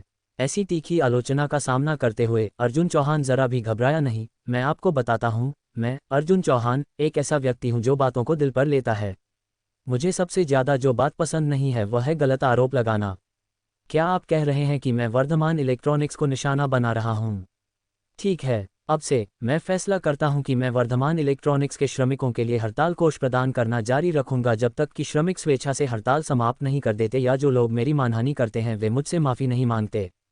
संचार उद्योग में अग्रणी वर्धमान इलेक्ट्रॉनिक्स की बड़े पैमाने पर हड़ताल ने तुरंत पूरी दुनिया का ध्यान खींचा। मीडिया की तस्वीरों और वीडियो के माध्यम से श्रमिकों को खुशी के समय में अपने घर पर आनंद लेते हुए देखा गया, और जब वे असंतुष्ट होते तो वे एक साथ समूह बनाते, झंडे लहराते और मेगाफोन चलाते हुए कारखाने के चारों ओर घूमते। सामान्य तौर पर कारखाने में रहने वाले श्रमिक मशीनों के सामने कड़ी मेहनत करते थे, लेकिन अब कंपनी के वेतन बढ़ाने से इनकार के विरोध में उन्होंने कारखाने में पोकर और बियर के साथ खुशियां मनाना शुरू कर दिया, जिससे कभी हलचल भरी और गरिमापूर्ण कंपनी एक ऐसी कंपनी में बदल गई जिसने अपना सामान्य माहौल खो दिया था। इस साल की शुरुआत में जैसे ही अर्थव्यवस्था में सुधार के कुछ संकेत दिखे, कई व्यवसायों ने वर्धमान इलेक्ट्रॉनिक्स से चिप्स के लिए बड़े पैमाने पर ऑर्डर दिए, जिनकी मात्रा पिछले साल से दोगुनी हो गई, जिसमें दसियों अरब अमेरिकी डॉलर के ऑर्डर शामिल थे। लेकिन ये खबर सुनकर निगम तुरंत बेचैन हो गए। 7,000 श्रमिकों की हड़ताल और कारखाने के वीरान होने के साथ उनके ऑर्डर का क्या होगा? कुछ ही दिनों में वर्धमान इलेक्ट्रॉनिक्स के कार्यकारी कार्यालय ग्राहकों से अपने ऑर्डर के लिए दबाव डालते हुए, कुछ अनुबंध रद्द करने की मांग करते हुए, अन्य मुआवजे की मांग करते हुए व्यस्त हो गए, जिससे शेयरधारक कई दिनों तक दिखाई देने से डर गए। यदि वर्धमान इलेक्ट्रॉनिक्स के पास कुछ राज्य समर्थित संपत्ति न होती तो उन व्यावसायिक भागीदारों का रवैया शायद और भी उग्र हो जाता। जो आश्चर्यजनक था वह यह था कि तकनीकपुर में अन्य व्यवसाय अभी भी फल फूल रहे थे, कई तो उत्पादन का विस्तार भी कर रहे थे और आक्रामक रूप से कच्चे माल खरीद रहे थे, क्योंकि श्रमिक अब 2 गुना वेतन प्राप्त कर रहे थे, असाधारण जोश के साथ काम कर रहे थे। वर्धमान इलेक्ट्रॉनिक्स की ऐसी स्थिति में ये कंपनियां जो वर्धमान इलेक्ट्रॉनिक्स पर जीवित रहने के लिए निर्भर थीं, वे घबराहट क्यों नहीं दिखा रही थीं? इसने पत्रकारों को हैरान कर दिया। ये खबर तेजी से भारत में फैल गई और वर्धमान इलेक्ट्रॉनिक्स की गंभीर स्थिति के बारे में कंपनी में स्टॉक खरीदने वालों के अलावा किसी ने भी सहानुभूति व्यक्त नहीं की। ये वर्धमान इलेक्ट्रॉनिक्स ही था जिसने भारत के खिलाफ चिप प्रतिबंध शुरू किए थे। भारत के नेटिजन्स किसी को नीचे गिराने का अवसर कैसे छोड़ सकते थे? क्या तुम सब इतने अहंकारी नहीं थे? क्या तुम हमारे देश के चिप उद्योग को अवरुद्ध नहीं करना चाहते थे? अब तुम वेतन भी नहीं दे सकते। भरत नाम का वह संघ अध्यक्ष वास्तव में मनोरंजक है, कविता और दूर की भूमि का भी जिक्र कर रहा है। मुझे संदेह है कि उसके पीछे कोई भारतीय व्यक्ति उसके भाषण लिख रहा है। वेतन वृद्धि न मिलने पर भूखे मरने की शिकायत कर रहे हैं। क्या ये थोड़ा ज़्यादा वर्षाए नहीं है? उनका औसत वेतन स्तर लगभग 30,000 भारतीय मुद्रा के बराबर है। मुझे हमेशा ऐसा लगता है कि कोई पर्दे के पीछे से तार खींच रहा है। अगर उसे निर्देशित नहीं किया जा रहा है तो मैं खुद को 5 टन गोबर खाते हुए लाइव स्ट्रीम करूंगा। ऊपर वाला फिर से मुफ्त पे के लिए धोखाधड़ी कर रहा है, लेकिन मैं वह शर्त लगाऊंगा, मैं 10 टन की शर्त लगाता हूं। मुझे अचानक एक साहसिक विचार आया। क्या अर्जुन चौहान कुछ दिन पहले ही भारत नहीं गए थे? तुम लोग सोचते हो, हे भगवान, जितना मैं इसके बारे में सोचता हूं उतना ही यह डरावना लगता है। भूलो मत, चंद्रिका इलेक्ट्रॉनिक्स के अध्यक्ष अर्जुन चौहान का वर्धमान इलेक्ट्रॉनिक्स के कुछ शेयरधारकों के साथ कुछ विवाद है। शुरू में वर्धमान इलेक्ट्रॉनिक्स के एक शेयरधारक ने चंद्रिका इलेक्ट्रॉनिक्स को चिप पैकेजिंग और परीक्षण जारी रखने के लिए कहा था, फिर अन्य देशों को बेचने के लिए भारत महाद्वीप को बिक्री पर रोक लगाते हुए और उसे अध्यक्ष अर्जुन चौहान ने सीधे बाहर निकाल दिया था। नमस्ते सभी को, मैं चंद्रिका इलेक्ट्रॉनिक्स संघ का सदस्य हूँ। उस शेयरधारक का नाम इंद्रजीत है। उसने एक बार हमारे संघ अध्यक्ष को अध्यक्ष अर्जुन चौहान को धमकी के रूप में हड़ताल करने के लिए रिश्वत भी दी थी, जिसने तब उसे निकाल दिया था। अर्जुन चौहान की भारत यात्रा पहले से ही एक बहुत संवेदनशील मामला था। कई आंखें उसे देख रही थीं और कुछ को ये भी पता चला कि वह हाल ही में कोलोराडो राज्य में दिखाई दिया था, जहां वर्धमान इलेक्ट्रॉनिक्स तकनीकपुर नामक स्थान पर स्थित है। सभी बिंदुओं को जोड़ते हुए नेटिजन्स लगभग निश्चित थे कि अर्जुन चौहान ही इस हड़ताल के पीछे होंगे। अर्जुन चौहान, अध्यक्ष अर्जुन, मुझे ईमानदारी से बताओ, क्या तुमने ये किया? मुझे संदेह है कि तुम ही वर्धमान इलेक्ट्रॉनिक्स के आसपास की कंपनियों के कर्मचारियों को उनका वेतन बढ़ाने के लिए भुगतान कर रहे हो। ऊपर की टिप्पणी में अधिक आत्मविश्वास रखो, मुझे संदेह है, शब्द हटा दो। ये बिल्कुल पागलपन है। अध्यक्ष अर्जुन, हमें जल्दी बताओ तुमने ये कैसे किया। मैं वादा करता हूं कि मैं किसी को नहीं बताऊंगा। तुम सब क्या बात कर रहे हो? मैं, अर्जुन चौहान, एक सभ्य व्यक्ति हूं, मैं ऐसा कैसे कर सकता हूं? मजाक में अर्जुन चौहान ने तुरंत वीबो पर नेटिजन्स के सवालों का जवाब दिया। उसके बाद अर्जुन चौहान ने कुछ तस्वीरें भी पोस्ट की। मैं भारत पर्यटन के लिए आया था, ये सबूत है। जब नेटिजन्स ने अर्जुन चौहान द्वारा पोस्ट की गई तस्वीरें खोलीं तो वे इतनी जोर से हंसे कि लोटपोट हो गए। हा, अध्यक्ष अर्जुन, अगर आप स्टॉक तस्वीरें इस्तेमाल करने जा रहे हैं तो कम से कम वाटरमार्क हटा दें। मेरे दोस्त सर्कल में कम से कम 5 लोग इस तस्वीर को पृष्ठभूमि के रूप में इस्तेमाल कर रहे हैं। अध्यक्ष अर्जुन को एक मजाक वाला इमोजी पोस्ट करते देखकर मैं समझ गया, अध्यक्ष अर्जुन से ज़्यादा कोई भी शरारती नहीं है। विदेशी मीडिया को कहना होगा, उनकी सूंघने की शक्ति वास्तव में खराब नहीं है। और जल्द ही किसी ने अर्जुन चौहान को ऑनलाइन सार्वजनिक रूप से साक्षात्कार का निमंत्रण दिया। आखिरकार ये गर्व करने वाली बात नहीं थी, इसलिए कई लोगों ने सोचा कि अर्जुन चौहान चुप रहेंगे, लेकिन अप्रत्याशित रूप से उन्होंने खुशी खुशी साक्षात्कार स्वीकार कर लिया। बड़ी संख्या में मीडिया इस कार्यक्रम के लिए उमड़ पड़ा। सभी विभिन्न प्रश्न तैयार कर रहे थे, अर्जुन चौहान के आगमन का बेसब्री से इंतजार कर रहे थे। जिस क्षण अर्जुन चौहान प्रकट हुए, पूरा स्थल तुरंत उबल पड़ा। कृपया सभी शांत हो जाएं। अर्जुन चौहान कहीं से एक मेगाफोन ले आए, जिससे दृश्य लगभग हास्यास्पद रूप से हास्यास्पद हो गया, जिसमें दुनिया का सबसे अमीर आदमी एक सड़क विक्रेता की तरह सामान बेचता हुआ लग रहा था। हंसी के एक फटने के बाद मीडिया पत्रकारों ने भी शोर बंद कर दिया। ये सुनने का इंतजार कर रहे थे कि अर्जुन चौहान को क्या कहना था। मैंने ये प्रेस कॉन्फ्रेंस मुख्य रूप से हाल की घटनाओं को स्पष्ट करने के लिए बुलाई है। अर्जुन चौहान ने एक एक शब्द करके कहा, हाल ही में अफवाहें थीं कि वर्धमान इलेक्ट्रॉनिक्स के लिए हड़ताल कोष मेरे द्वारा प्रदान किया गया था, और मैं यहाँ ये स्पष्ट करने के लिए हूँ कि यह कोई अफवाह नहीं है। वाह! जैसे ही उसने बोलना समाप्त किया, मौके पर मौजूद मीडिया से आश्चर्य की लहर दौड़ गई। अर्जुन चौहान ने वास्तव में ऐसी सार्वजनिक घटना में इसे स्वीकार कर लिया। श्रीमान अर्जुन, आपने ऐसा क्यों किया? क्या ये वास्तव में वैसा ही है जैसा वर्धमान इलेक्ट्रॉनिक्स के अधिकारियों ने कहा कि आपने यह वर्धमान इलेक्ट्रॉनिक्स के भारत के खिलाफ चिप नाकाबंदी के प्रतिशोध में किया? नहीं, मुझे उनकी घटिया चिप्स की भी परवाह नहीं है, मैं उन्हें मुफ्त में भी नहीं चाहूँगा। अर्जुन चौहान ने कहा, मैंने ये न्याय के प्रकाश को बनाए रखने के लिए किया। एक शाम में बोर हो रहा था और एक बार में पी रहा था जब मैंने अचानक श्रीमान भरत और दोस्तों को वेतन पर चर्चा करते सुना। मैं मौके पर ही भड़क गया। क्या वर्धमान इलेक्ट्रॉनिक्स लोगों के साथ ऐसा व्यवहार करता है? तुम्हारे लिए कड़ी मेहनत करते हैं और फिर भी तुम उन्हें आसपास के अन्य श्रमिकों से कम भुगतान करते हो। वे अपने अधिकारों को बनाए रखना चाहते थे, लेकिन डरते थे कि यदि वे हड़ताल पर जाते हैं तो वे अपनी आजीविका खो देंगे। मैंने सोचा, महान शक्ति के साथ महान जिम्मेदारी आती है। मैं अपने आसपास ऐसी अन्याय को सिर्फ देख नहीं सकता, मुझे कुछ करना चाहिए। तो मैंने इस धर्मी लड़ाई में वर्धमान इलेक्ट्रॉनिक्स के श्रमिकों का समर्थन करने के लिए उदारतापूर्वक दान दिया। वह बकवास कर रहा है। सीधा साक्षात्कार देखते हुए मोहनलाल और अन्य तुरंत क्रोधित हो गए। अर्जुन चौहान वाक्पटुता के साथ सच्चाई को तोड़ मरोड़ कर पेश कर रहा था, खुले तौर पर बदला ले रहा था, फिर भी खुद को न्याय का रक्षक बता रहा था। श्रीमान अर्जुन, भारत में अनगिनत अन्याय होते हैं और आपने केवल वर्धमान इलेक्ट्रॉनिक्स के श्रमिकों की हड़ताल का समर्थन किया। आपके शब्द शायद ही विश्वसनीय हैं। यह एक शानदार सवाल है। ऐसी तीखी आलोचना का सामना करते हुए अर्जुन चौहान जरा भी घबराया नहीं। मैं आपको बताता हूँ, मैं अर्जुन चौहान एक ऐसा व्यक्ति हूँ जो बातों को दिल पर लेता है। मुझे सबसे ज्यादा जो बात पसंद नहीं है वह है गलत आरोप लगाना। क्या आप कह रहे हैं कि मैं वर्धमान इलेक्ट्रॉनिक्स को निशाना बना रहा हूँ? ठीक है, अब से मैं फैसला करता हूं कि मैं वर्धमान इलेक्ट्रॉनिक्स के श्रमिकों के लिए हड़ताल कोष प्रदान करना जारी रखूंगा जब तक कि श्रमिक स्वेच्छा से हड़ताल समाप्त नहीं कर देते या जो लोग मेरी मानहानि करते हैं वे मुझसे माफी नहीं मांगते। अर्जुन चौहान के शब्दों ने तुरंत पूरे मीडिया को हिला दिया। यह एक खुला युद्ध था। वर्धमान इलेक्ट्रॉनिक्स के अधिकारियों ने अर्जुन चौहान पर श्रमिकों को उकसाने का आरोप लगाया था और अर्जुन चौहान ने इसे स्वीकार कर लिया था, लेकिन उन्होंने ये भी कहा कि वह ऐसा इसलिए कर रहे थे क्योंकि वर्धमान इलेक्ट्रॉनिक्स ने उनकी मानहानि की थी। यह एक सीधी चुनौती थी। यदि वर्धमान इलेक्ट्रॉनिक्स के अधिकारी अर्जुन चौहान से माफ़ी नहीं मांगते तो हड़ताल जारी रहेगी।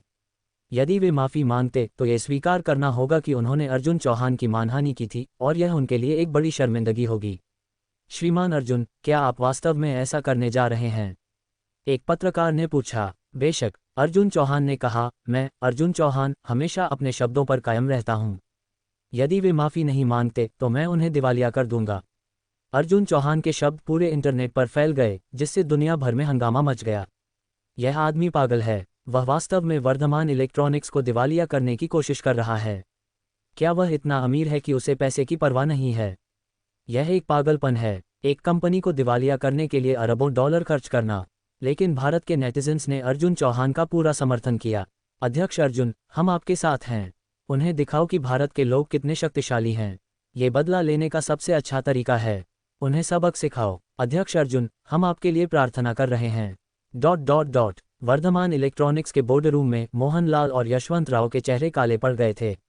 ये कमीना अर्जुन चौहान, इंद्रजीत ने गुस्से में कहा, वह वास्तव में हमें दिवालिया करने की कोशिश कर रहा है। हमें क्या करना चाहिए? एक शेयरधारक ने पूछा। यदि हड़ताल जारी रहती है तो हमारी कंपनी जल्द ही दिवालिया हो जाएगी। हम माफ़ी नहीं मांग सकते।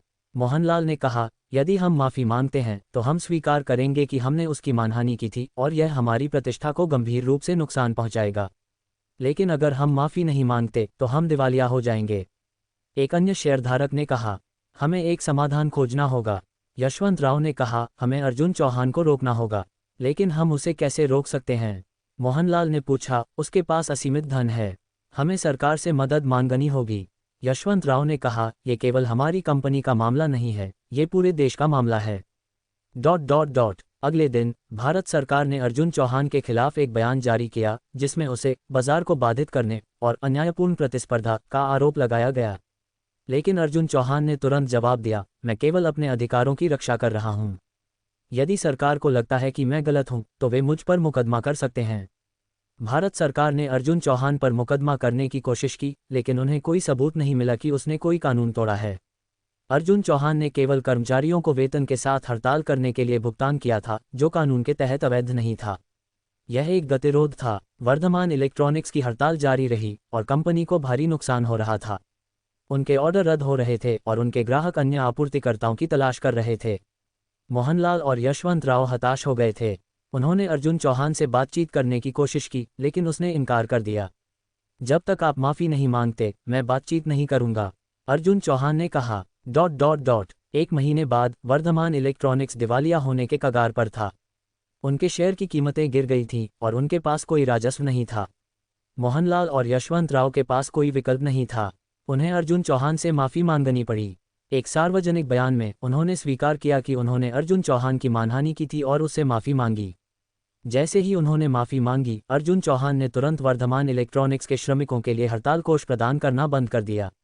हड़ताल समाप्त हो गई और श्रमिक काम पर लौट आए, लेकिन वर्धमान इलेक्ट्रॉनिक्स को भारी नुकसान हुआ था। उन्हें अपने कई ग्राहकों को खोना पड़ा था और उनकी प्रतिष्ठा को गंभीर रूप से नुकसान पहुंचा था। अर्जुन चौहान ने अपना बदला ले लिया था। कर्मचारी हड़ताल ने स्वाभाविक रूप से कंपनी के मालिकों और शेयरधारकों को सबसे अधिक प्रभावित किया।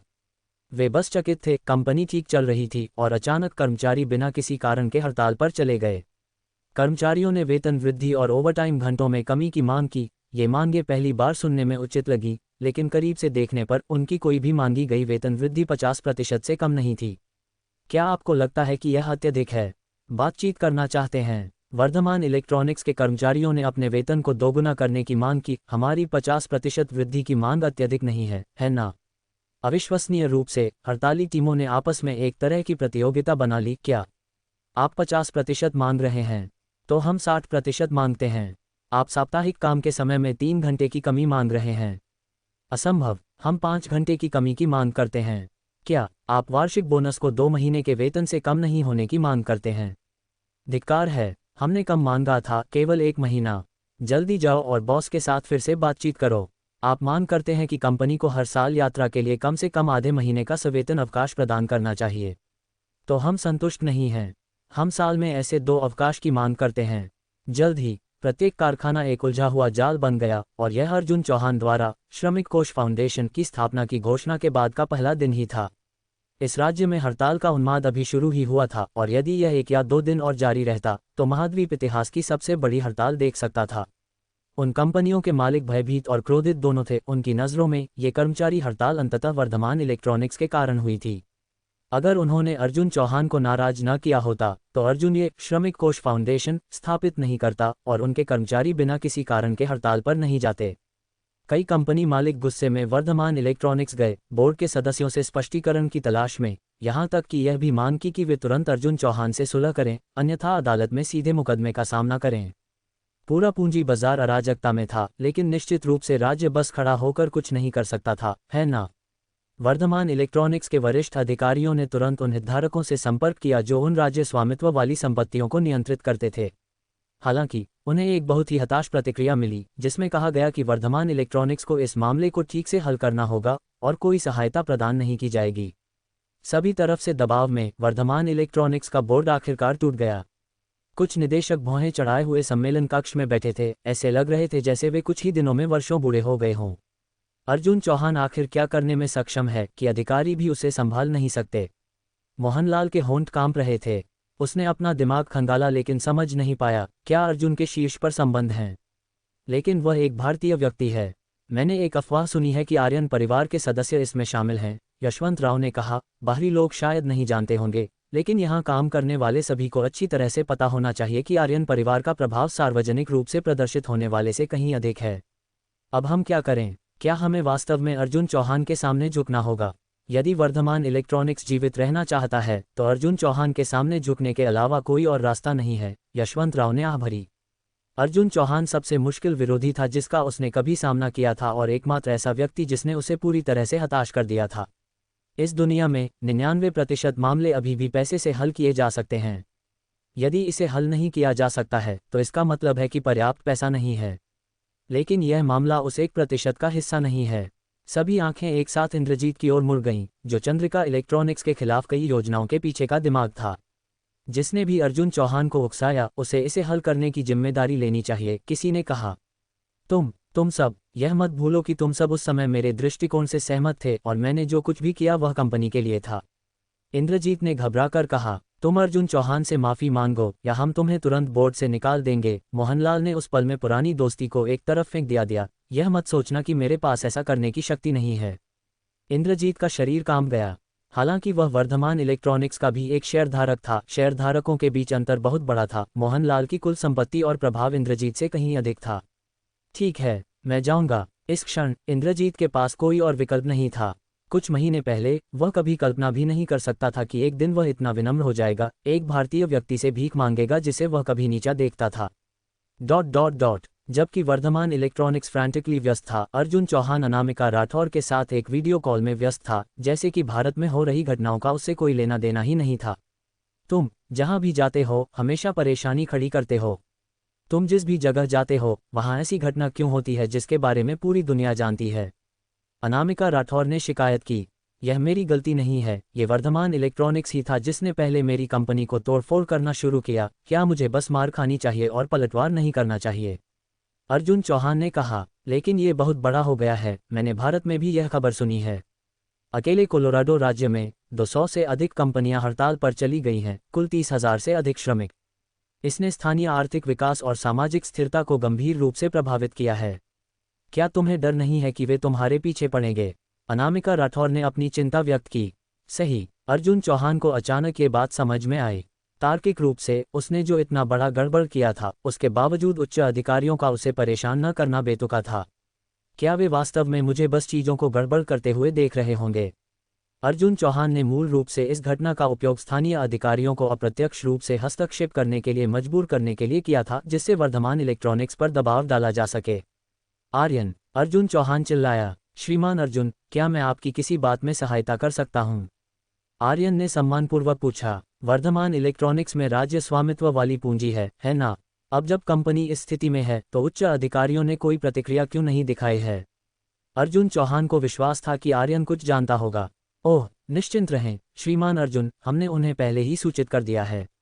उच्च अधिकारी निश्चित रूप से एक भी शब्द कहने की हिम्मत नहीं करेंगे और वे वर्धमान इलेक्ट्रॉनिक्स पर सक्रिय रूप से दबाव भी डालेंगे। जब तक इसमें मुख्य औद्योगिक प्रौद्योगिकियों को लीक करना शामिल नहीं है, उन्हें आपकी किसी भी शर्त को बिना शर्त स्वीकार करना चाहिए। ऐसी बात है? तुमने ये कैसे किया? अर्जुन चौहान ने उत्सुकता से पूछा। श्रीमान अर्जुन, ये सिर्फ सामाजिक प्रणालियों में अंतर है। पूंजीवादी देशों में स्वतंत्रता की उच्च डिग्री है और पैसा ही सब कुछ है। यदि आपके पास पर्याप्त पैसा है तो आप राष्ट्रपति पद के लिए भी प्रतिस्पर्धा कर सकते हैं, चाहे आप कितने भी अज्ञात क्यों न हो, और जीत भी सकते हैं।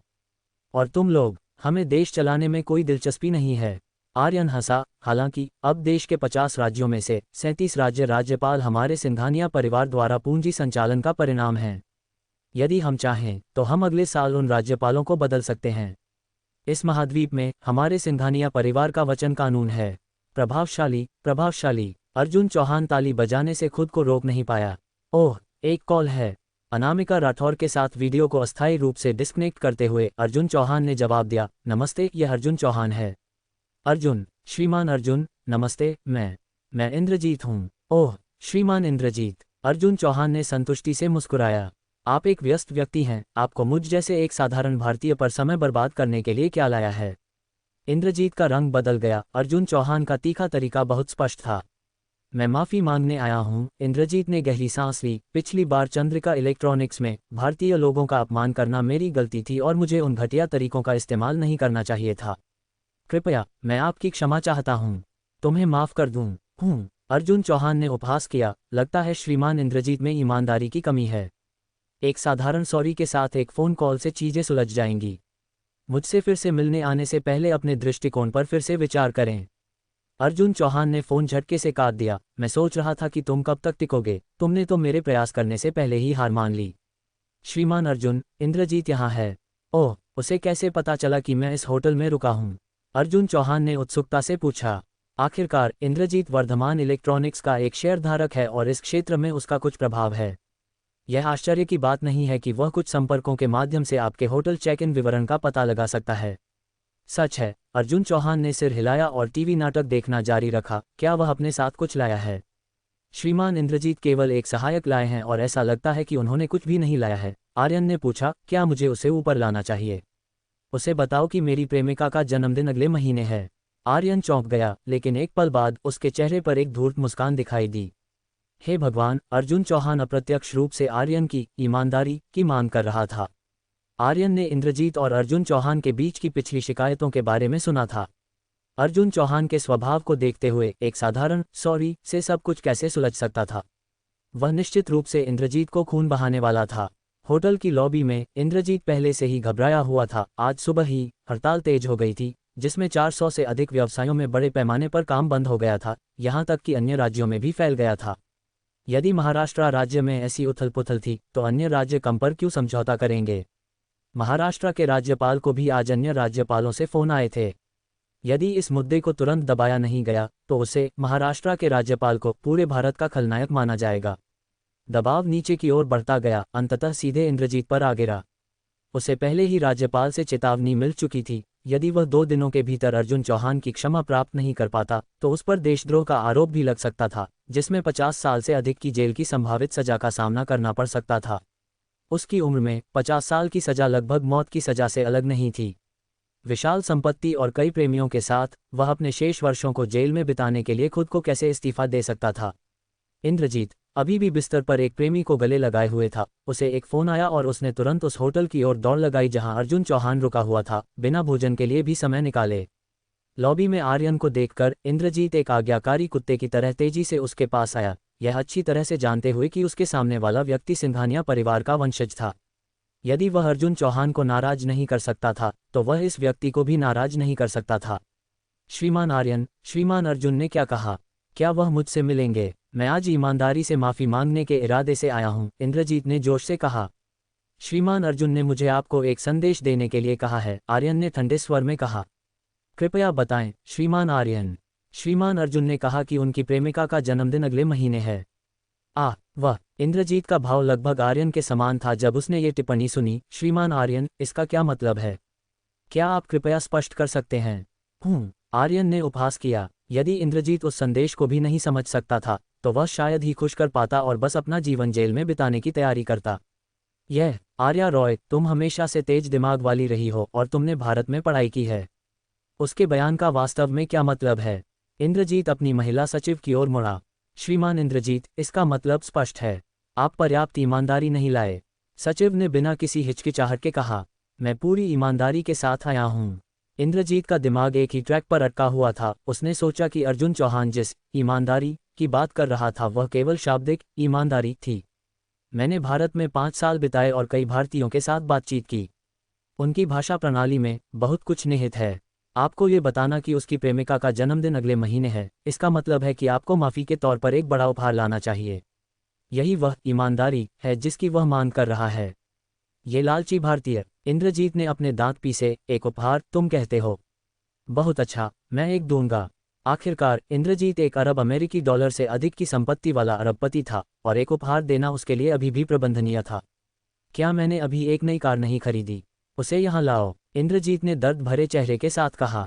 यह एक सीमित संस्करण गुलाबी कस्टम मैक्लारेन 650 आर थी, जिसका उद्देश्य शुरू में उसकी एक मालकिन के लिए उपहार था। हाँ श्रीमान, मैं तुरंत इसे संभाल लूंगा। 3 घंटे बाद एक ट्रक होटल के प्रवेश द्वार पर रुका और एक बिल्कुल नई स्पोर्ट्स कार उतारी गई। मैक्लारेन 650 आर मैक्लारेन कंपनी द्वारा जारी एक नई उच्च प्रदर्शन वाली कार और मैक्लारेन 650S का एक उन्नत मॉडल। भारत में भी इसकी कीमत 3 मिलियन अमेरिकी डॉलर से अधिक थी। ये सीमित संस्करण कस्टम मॉडल दोगुनी कीमत का था, जिसमें दुनिया भर में केवल 10 इकाइयां उपलब्ध थीं। इंद्रजीत को इसे हासिल करने में काफ़ी प्रयास करना पड़ा था। इस होटल को पूरे शहर में सबसे अच्छा माना जाता था। हालांकि सुपरकारें अक्सर आती जाती रहती थीं, एक वैश्विक सीमित संस्करण सुपरकार ऐसी चीज़ नहीं थी जिसे आप हर दिन देख सकें। जब ये होटल के प्रवेश द्वार पर दिखाई दी तो इसने तुरंत बहुत ध्यान आकर्षित किया। ओह मेरे प्रिय, ऐसी शानदार कार! मैक्लारेन 650 आर का एक सीमित संस्करण। किसी ने वास्तव में इसे चलाने की हिम्मत की। आप इसे देखकर ही बता सकते हैं कि यह एक नई कार है। मुझे आश्चर्य है कि इस होटल में कौन सा वीआईपी रुका हुआ है। जल्दी करो, एक तस्वीर लो, मैं वापस आते ही इसे इंस्टाग्राम पर पोस्ट करूंगा। अरे, क्या वह श्रीमान इंद्रजीत नहीं है? इंद्रजीत कौन है? वह वर्धमान इलेक्ट्रॉनिक्स में एक शेयरधारक है। मेरा एक दोस्त वहां काम करता है, लेकिन वह अब कई दिनों से हड़ताल पर है। वह यहाँ क्या कर रहा है? क्या ये स्पोर्ट्स कार उसकी है? श्रीमान इंद्रजीत की संपत्ति 10 अरब डॉलर से अधिक है। उसके लिए ऐसी कार खरीदना सामान्य है, लेकिन गुलाबी क्यों? क्या यह उसकी प्रेमिका के लिए उपहार हो सकता है? हाँ, काफ़ी संभव है। अपने आसपास की फुसफुसाहट सुनकर इंद्रजीत का बूढ़ा चेहरा कुछ हद तक लटका हुआ महसूस हुआ। तुम फिर से यहाँ क्या कर रहे हो? आर्यन चिड़चिड़ाते हुए होटल के प्रवेश द्वार पर चला गया। क्या तुम श्रीमान अर्जुन को समझे? मैं समझ गया। इंद्रजीत ने तुरंत एक मुस्कुराता हुआ चेहरा बनाया। कृपया मुझे श्रीमान अर्जुन तक आर्यन के माध्यम से यह संदेश पहुंचाने में मदद करें कि मैं ईमानदारी के साथ आया हूं। बोलने के बाद इंद्रजीत ने अपने पीछे स्पोर्ट्स कार की ओर भी इशारा किया। मैंने सुना है कि श्रीमान अर्जुन की प्रेमिका का जन्मदिन अगले महीने है। ये श्रीमान अर्जुन की प्रेमिका के लिए एक छोटा सा टोकन है। मुझे उम्मीद है कि श्रीमान अर्जुन इसे बहुत सस्ता नहीं मानेंगे। आसपास अचानक शोरगुल मच गया। ये कार वास्तव में इंद्रजीत की ओर से अर्जुन चौहान की प्रेमिका के लिए एक उपहार थी। सभी जानते थे कि अर्जुन चौहान ने वर्धमान इलेक्ट्रॉनिक्स को काफ़ी परेशान किया था, जिससे वह कामकाजी दुनिया का सार्वजनिक दुश्मन बन गया था। कई लोग अनुमान लगा रहे थे कि वे कब तक टिकेंगे। किसने सोचा होगा कि हड़ताल के सिर्फ 3 दिन बाद वर्धमान इलेक्ट्रॉनिक्स के शेयरधारक इंद्रजीत पहले ही माफ़ी मांगने के लिए एक उपहार ला रहे होंगे, और वह भी इतना महंगा। ये बहुत असाधारण है, लाखों डॉलर की स्पोर्ट्स कार। मैं इसे अपने पूरे जीवन में काम करके भी नहीं खरीद सकता। तो इस तरह अमीर लोग माफ़ी मांगते हैं। आज वास्तव में आंखें खोलने वाला दिन रहा है। बस इतना ही। आर्यन ने भौहें चढ़ाईं, अपना कबाड़ वापस ले लो। क्या कबाड़? इंद्रजीत का भाव बिगड़ गया। $6 मिलियन की कार को आर्यन ने कबाड़ कहा। बस लाखों की एक टूटी हुई कार। क्या तुम्हें लगता है कि हमारे श्रीमान अर्जुन को इतनी आसानी से भेजा जा सकता है? आर्यन ने उपहास किया। मुझे अभी भी श्रीमान इंद्रजीत की ईमानदारी नहीं दिख रही है। श्रीमान आर्यन, यह मेरी ईमानदारी है, इंद्रजीत ने जल्दी से कहा। श्रीमान अर्जुन ने ईमानदार अरब कहा, यानी $1 अरब। $1 अरब से कम कुछ भी ईमानदारी कहलाने लायक नहीं है। कबाड़? क्या इसे वास्तव में कबाड़ माना जाता है? क्या मुझे इनमें से एक कबाड़ मिल सकता है? मैंने हमेशा सुना है कि दुनिया का सबसे अमीर आदमी नियमों से नहीं खेलता। आज मैंने इसे वास्तव में खुद देखा है। केवल $1 अरब से ऊपर के उपहार ही ईमानदार माने जाते हैं। ये तो श्रीमान इंद्रजीत को दिवालिया कर देगा। आप शायद यह नहीं जानते होंगे, लेकिन अर्जुन चौहान को वर्तमान में रेसिंग की दुनिया में कारों का देवता के रूप में जाना जाता है। कुछ समय पहले भारत के कारों का देवता ने उन्हें $1 मिलियन की शर्त के साथ चुनौती दी थी। अनुमान लगाओ उसने क्या कहा? उसने कहा कि अगर तुम्हारे पास पैसे नहीं हैं तो उससे दौड़ लगाने मत आना। $10 अरब से कम की किसी भी शर्त के लिए वह इस पर विचार भी नहीं करेगा। उसके लिए यह $1 अरब शायद वास्तव में ईमानदारी की कमी है। हे भगवान, वह सचमुच एक शैतान है। क्या उसका पैसा आसमान से गिरता है या कुछ और? अगर पैसा सचमुच आसमान से गिर रहा होता तो इसका मतलब ये होना चाहिए कि आसमान अर्जुन चौहान का विमान है जो नकदी गिरा रहा है। $1 अरब के एक और उल्लेख के साथ इसने होटल के पास इस घटना को देख रहे लोगों को स्तब्ध कर दिया। इंद्रजीत की कुल संपत्ति लगभग $1 अरब थी, और हाल ही में वर्धमान इलेक्ट्रॉनिक्स के स्टॉक को पहले ही 2 बार रोका जा चुका था। उसकी अधिकांश संपत्ति वर्धमान इलेक्ट्रॉनिक्स के शेयरों में थी, जिसने उसकी व्यक्तिगत संपत्ति को तेजी से $800 मिलियन से कम कर दिया था। उसे यह $1 अरब कहाँ से मिलने वाला था? भले ही वह अपने सभी स्टॉक और अपनी सभी शानदार कारें और घर बेच देता, फिर भी वह $1 अरब तक नहीं पहुंच पाता। उसे $1 अरब जुटाने के लिए दोस्तों से पैसे उधार लेने की भी आवश्यकता होगी। श्रीमान अर्जुन ने कहा, अगर श्रीमान इंद्रजीत की ईमानदारी पर्याप्त नहीं है तो वह आपसे नहीं मिलेंगे। आर्यन ने कहा, वैसे जब तक कुछ अप्रत्याशित नहीं होता, वर्धमान इलेक्ट्रॉनिक्स का स्टॉक कल भी रुका रहेगा। शेयर बाजार अभी बंद नहीं हुआ है, इसलिए यदि आप अभी अपने शेयर बेचते हैं तो आपको थोड़ा और पैसा मिल सकता है। $1 अरब, वह एक पागल है। इंद्रजीत ने आर्यन की जाती हुई आकृति को फियर्सली घूरते हुए कहा, ये जानते हुए कि वह किसी भी कीमत पर वह $1 अरब नहीं जुटा पाएगा। अपनी वर्तमान कुल संपत्ति को बनाए रखना वर्धमान इलेक्ट्रॉनिक्स के शेयरों की बदौलत था। उन शेयरों को बेचने के लिए कहना लगभग उसे मारने से अलग नहीं था। चलो, इंद्रजीत ने कड़वाहट से होटल की दिशा में देखा और अपने सहायक के साथ गुस्से में चला गया। राष्ट्रीय हड़ताल की घटना और फैल गई है, जिसमें 500 से अधिक कंपनियां हड़ताल पर हैं और 100,000 से अधिक श्रमिक शामिल हैं।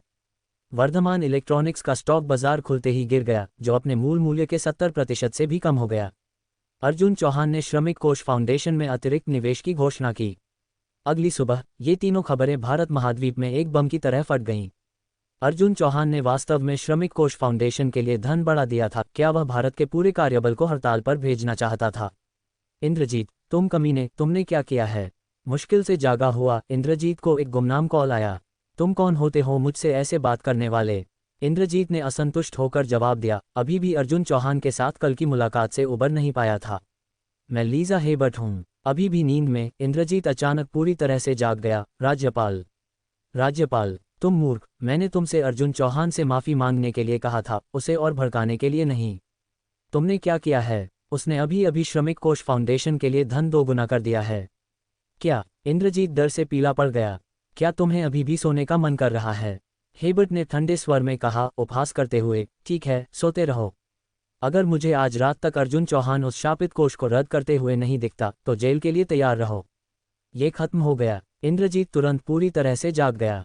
उसे कल मोहनलाल के माध्यम से जो चेतावनी मिली थी, हालांकि वह अविश्वसनीय रूप से चिंतित था, उसे विश्वास नहीं था कि उसे वास्तव में गिरफ्तार किया जाएगा। शायद मोहनलाल सिर्फ दबाव डाल रहा था।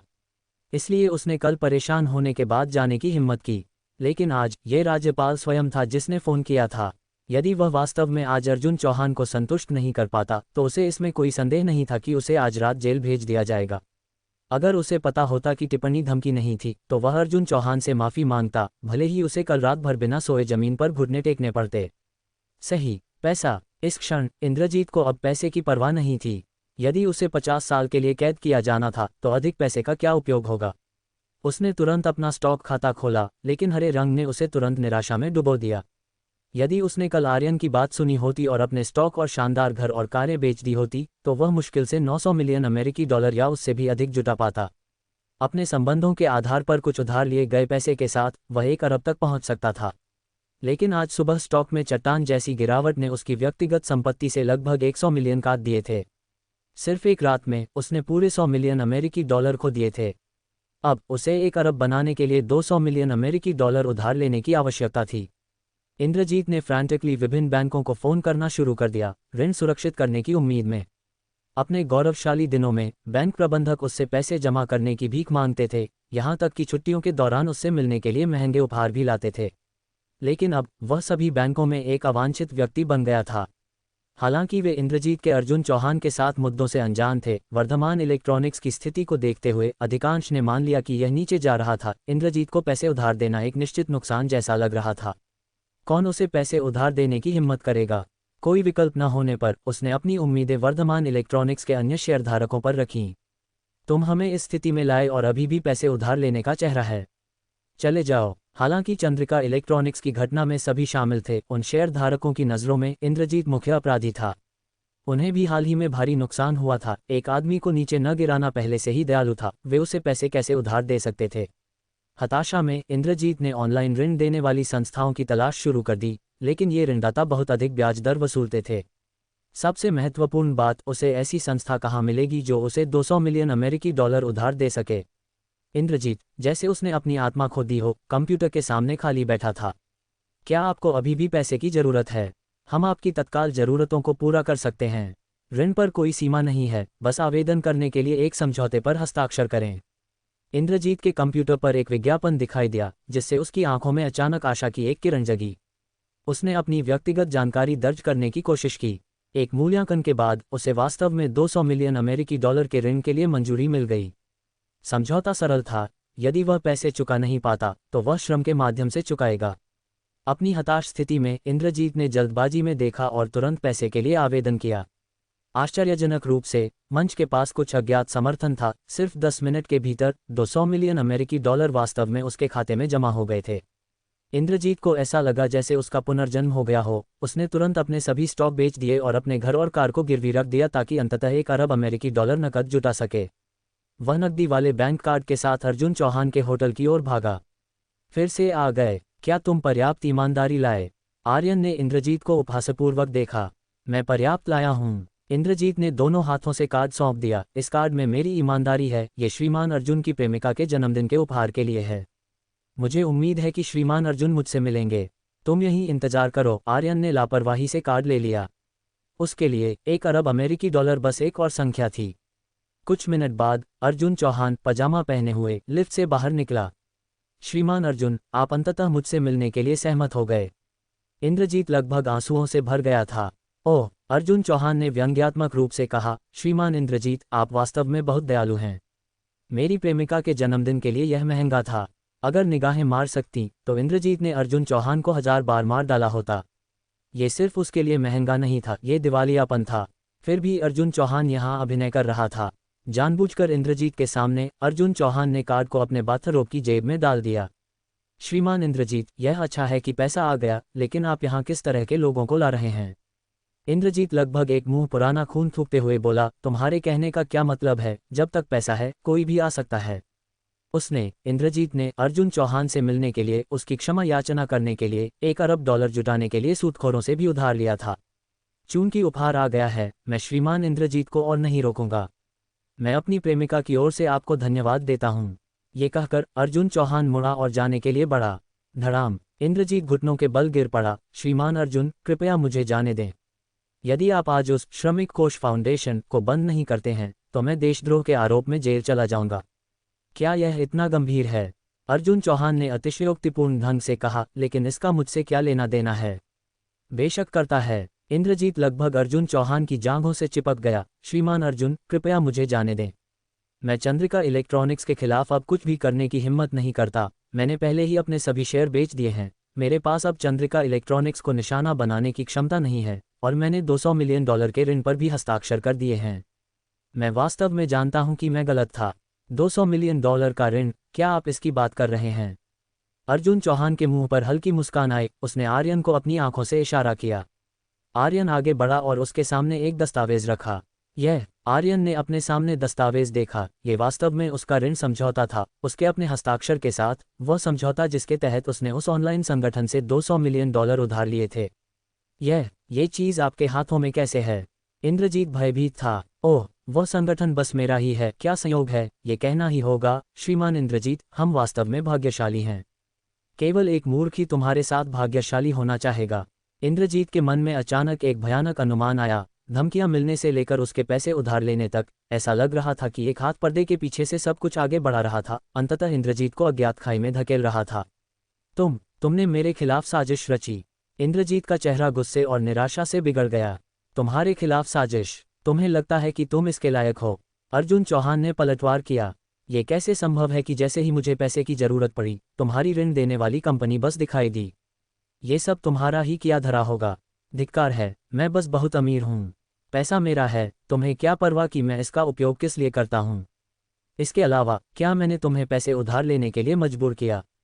ये काले और सफ़ेद में लिखा है, तुमने स्वेच्छा से उधार लिया और तुम्हारे हस्ताक्षर वही हैं, वह सबूत है। ठीक है। इंद्रजीत ने एक अजीब सी हंसी निकाली। मैं ये पैसा तुम्हें जल्द या बाद में चुका दूंगा।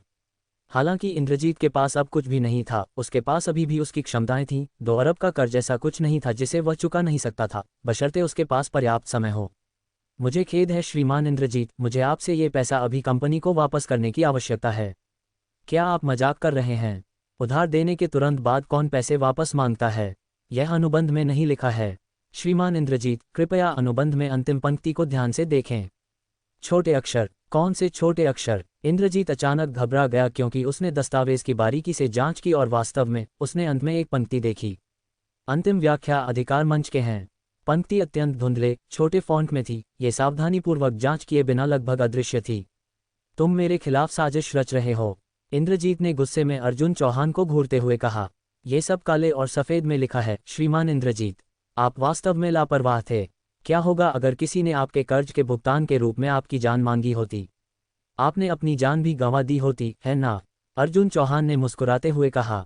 श्रीमान इंद्रजीत वास्तव में कार्यस्थल में एक कुलीन है, तो आइए आपकी श्रम क्षमताओं को $1 मिलियन के वार्षिक वेतन पर आधारित करें। ब्याज सहित आपको कर्ज चुकाने के लिए मेरे लिए 200 साल काम करना होगा।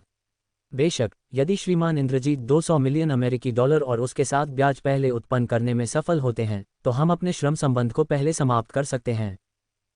इंद्रजीत अब बिल्कुल निश्चित था। यह अर्जुन चौहान का जाल था।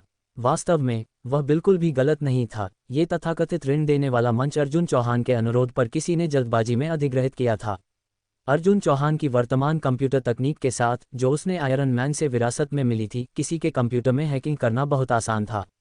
उसने इंद्रजीत की संपत्ति का आकलन किया था और वर्धमान इलेक्ट्रॉनिक्स के स्टॉक के गिरने की स्थिति में यदि वह $1 अरब जुटाता तो उसके स्टॉक बेचने से बहुत कम पड़ता। बैंक भी ऐसी परिस्थितियों में उसे पैसे उधार नहीं देते। उसका एकमात्र रास्ता उच्च ब्याज वाले ऋण लेना था। अर्जुन चौहान ने सीधे वेबसाइट लिंक को उसके कंप्यूटर में हैक कर दिया और निश्चित रूप से इंद्रजीत ने चारा ले लिया। अर्जुन चौहान का इंद्रजीत को इतनी आसानी से छोड़ने का कभी इरादा नहीं था। बेशक, श्रीमान इंद्रजीत, आप अभी जा सकते हैं, अर्जुन चौहान ने मुस्कुराते हुए कहा, लेकिन कल आपको अदालत से एक सम्मन प्राप्त होना चाहिए। 200 मिलियन कितने साल की सजा दिला सकते हैं? भारत में ऋण चुकाने में विफल रहना सिर्फ एक दीवानी मुकदमा है, लेकिन भारत में एक बड़ी राशि का भुगतान करने में विफल रहने पर वास्तव में जेल की सजा हो सकती है। इंद्रजीत के चेहरे की मांसपेशियां अनियंत्रित रूप से फड़क रही थीं। उसने कभी कल्पना भी नहीं की थी कि वह, इंद्रजीत, व्यापारिक दुनिया में दशकों के प्रभुत्व के बाद एक भारतीय युवा द्वारा इस हद तक धकेल दिया जाएगा जो मुश्किल से 20 के दशक में था। ठीक है, मैं कर्ज चुकाने के लिए काम करूंगा। इंद्रजीत ने अपने दांत पीसे। 200 साल तक काम करना बिल्कुल असंभव था, लेकिन शायद वह अर्जुन चौहान को स्थिर करने के लिए कुछ संपर्कों से थोड़ा पैसा उधार ले सकता था। वह अभी के लिए महत्वपूर्ण था। आपकी कंपनी कहाँ स्थित है? इंद्रजीत ने पूछा। निर्देशक आर्यन, क्या आप कृपया यहाँ आ सकते हैं? अर्जुन चौहान ने पास में चाय पी रहे एक भारतीय व्यक्ति को बुलाया। निर्देशक आर्यन। इंद्रजीत के चेहरे पर भ्रम फैल गया। क्या अर्जुन चौहान का इरादा उसे एक फिल्म सेट पर काम करने का था? वह क्या कर सकता था? अभिनय। आइए श्रीमान इंद्रजीत, मैं आपको परिचय कराता हूँ। ये निर्देशक आर्यन हैं, सिंधु देश के एक बहुत प्रसिद्ध निर्देशक हैं। वह रोमांटिक एक्शन फिल्मों की शूटिंग में माहिर हैं। कई सितारे अपनी प्रसिद्धि के लिए उनके ऋणी हैं। इंद्रजीत का भाव तुरंत जम गया। रोमांटिक एक्शन फिल्में, क्या वह सिंधु देश में एक हस्ताक्षर उद्योग नहीं था? अर्जुन चौहान। निर्देशक आर्यन, ये वह अभिनेता है जिसे मैंने आपके लिए भर्ती किया है। आइए उसकी फीस प्रति फिल्म 100,000 अमेरिकी डॉलर निर्धारित करें। श्रीमान इंद्रजीत आखिर एक जाने माने व्यवसायी हैं और ये दर उसकी स्थिति के अनुकूल है। हा, श्रीमान अर्जुन द्वारा अनुशंसित कोई भी व्यक्ति, हम निश्चित रूप से उसे सर्वश्रेष्ठ अभिनेत्रियों के साथ जोड़ेंगे। निर्देशक आर्यन हंसा। तो श्रीमान अर्जुन, एक सुखद सहयोग के लिए। एक सुखद सहयोग के लिए। एक मिनट रुको। इंद्रजीत अचानक तनाव में आ गया। अभिनेता, तुम्हारा क्या मतलब है? ये वह काम है जो मैंने तुम्हारे लिए व्यवस्थित किया है। अर्जुन चौहान ने समझाया। एक नियमित नौकरी के साथ श्रीमान इंद्रजीत, इन कर्जों को चुकाने में बहुत समय लगेगा। लेकिन इस काम के साथ ये प्रस्तुतियों की संख्या से गणना की जाती है। प्रति फिल्म 1 लाख अमेरिकी डॉलर, 200 मिलियन केवल 2000 फिल्में हैं। यदि श्रीमान इंद्रजीत मेहनती हैं तो शायद वह 1 साल के भीतर अपने कर्ज चुका सकते हैं। तुम चाहते हो कि मैं उस तरह की फिल्में बनाऊं? इंद्रजीत अनैच्छिक रूप से पीछे हट गया। प्रति वर्ष 2000 फिल्में, उसकी उम्र को देखते हुए उसने अनुमान लगाया कि वह सचमुच सेट पर मर जाएगा। नहीं, मैं इस तरह का काम बिल्कुल स्वीकार नहीं करूंगा। ये तुम्हारे ऊपर नहीं है। अर्जुन चौहान ने एक बार फिर अनुबंध उठाया। सभी व्याख्या अधिकार कंपनी के हैं, जिसका अर्थ है मैं। अब केवल यही काम उपलब्ध है। तो अर्जुन चौहान ने एक शैतानी मुस्कान दिखाई। श्रीमान इंद्रजीत, अपने कर्ज चुकाने के लिए फिल्मों में अभिनय करने के लिए तैयार हो जाओ।